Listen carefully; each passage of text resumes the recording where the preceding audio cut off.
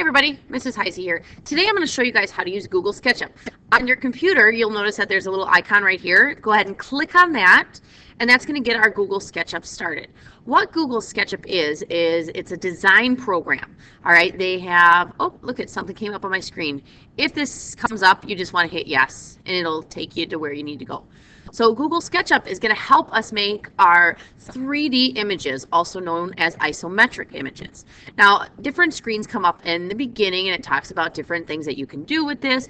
I'm just going to skip through this. If you want, you're welcome to download Google Sketchup on your own. It is free from Google, so you could download it at home if you really enjoy it.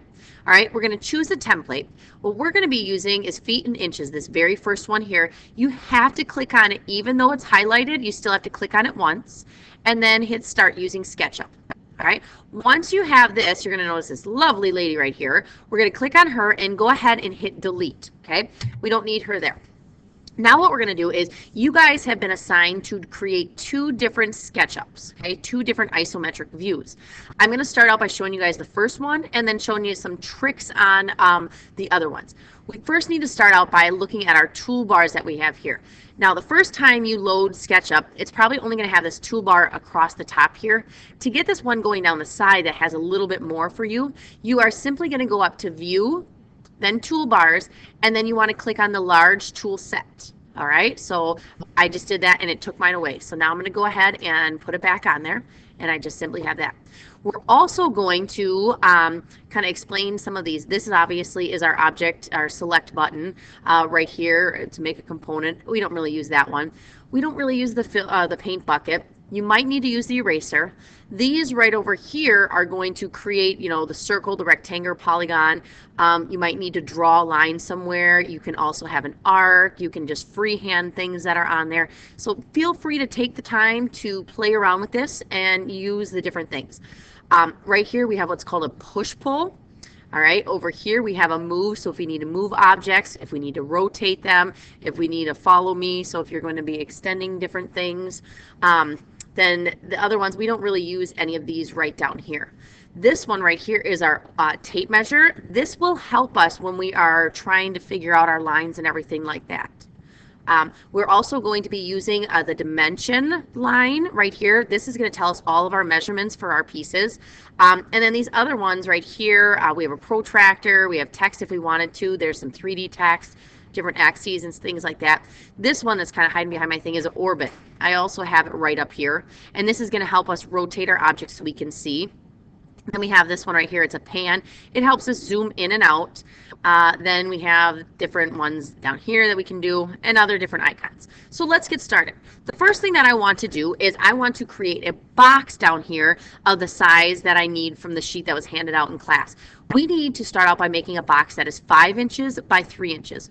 We can do this a couple different ways. One, you can start out right here with our tape measure tool, and I just simply click on here and I bring it right to my origin. Okay, this is my X, Y, and Z axis. I click on there, and then I'm either going to come out this way or I can come out this way down here. Now, when I move out here, I'm going to go ahead and I'm going to type in the measurement that I need. You'll notice down here we have our lengths that we can add in right there.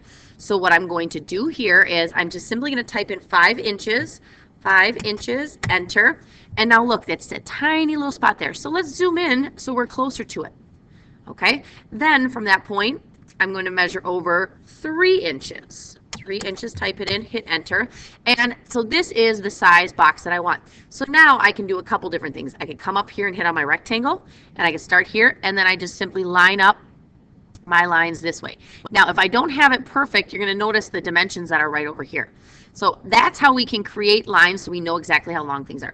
What I like to do to get started is actually just, I don't even do the origin lines. I just simply click on the box, start on the origin right here, and I'm going to type in 5 inches, comma, 3 inches, enter, and then it makes the box exactly the size that I want it to be. So now I want to kind of move this up to the center of my screen, and then you can just use the little rolly thing to scroll in and out to the size you need. I need to make this so it's 3-dimensional, because right now if I take this, notice it's flat. I can move it around, pretty cool. Then I'm going to use what's called the push-pull. I click on here. I'm going to see how that gets dotted. That means it's going to move things in and out. So I'm just going to click on here, raise it up. Now I just clicked once and I'm not holding down on my mouse at all. I just raise it up and I want this to be 2 inches. So I'm going to click on 2 inches, enter, and this is the exact height that I need. All right, now we need to go ahead and we need to cut out a square right here and then pull it out of there so we have our 3-dimensional object. Again, you can do a couple different things. You could click on the rectangle and you can bring it here and then you just simply type in your measurements that you need to cut out. This one I believe is 2 inches, comma, by 1 inch, enter, and that draws our little square for us. If I forget that I do it this way, what I could do, let's undo. All right, I could use my tape measure again. I can click here and I can measure over 2 inches, enter, and notice from this end to there is 2 inches. Now I want to start from here and I want to measure down 1 inch, enter. Okay, now I can use my pencil tool and I can just simply from that point, all right, oops, actually not the pencil yet, sorry. All right, I can just do my square and I'm going to go from this point here to that point right down there, and there I have a square. Again, we're going to use our push-pull. I can click on here and I just simply push it all the way out. Then when I'm done, I use my eraser and I can erase my little guidelines there. Okay. Now this is I believe this is number 2 on your sheet that you need to complete. You can do number 2 or number 10. If you were doing number 10, you would simply measure out. Where's my measurement? Yep, my tape measure. I measure here. I need to measure over 1 inch. Hit enter. And then I just simply use my pencil mark. Click on that down to this corner here. And use my push-pull, bring it to my little area here, and erase it all. And go ahead and erase that again. So right there is my number 10.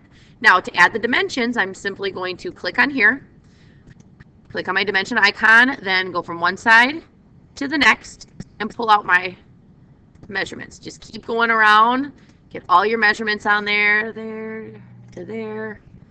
All right, one more here. Oops, want that there. So we'll go from there to right there. So I would put all my measurements in there that are important to make sure that I have all of the right things. So that is how we do number 10. And we would also do, I showed you guys number 2.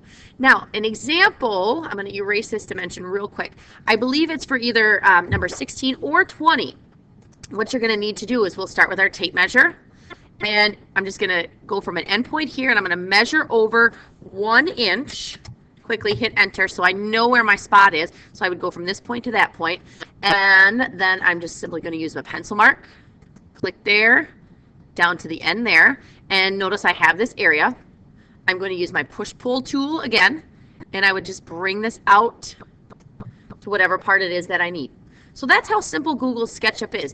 You just have to play around with it, all right, and see, you know, the different things that it can and can't do for you. Now, if you want to rotate your item so you can say, hey, look, this is what it's going to look like from the back, that's from the top, all right. So you can just sit and play with Google SketchUp. And once you have your 2 things done, call a teacher over and we'll get it graded for you. If you have any questions, please make sure you ask the teacher and we'll be happy to help you out.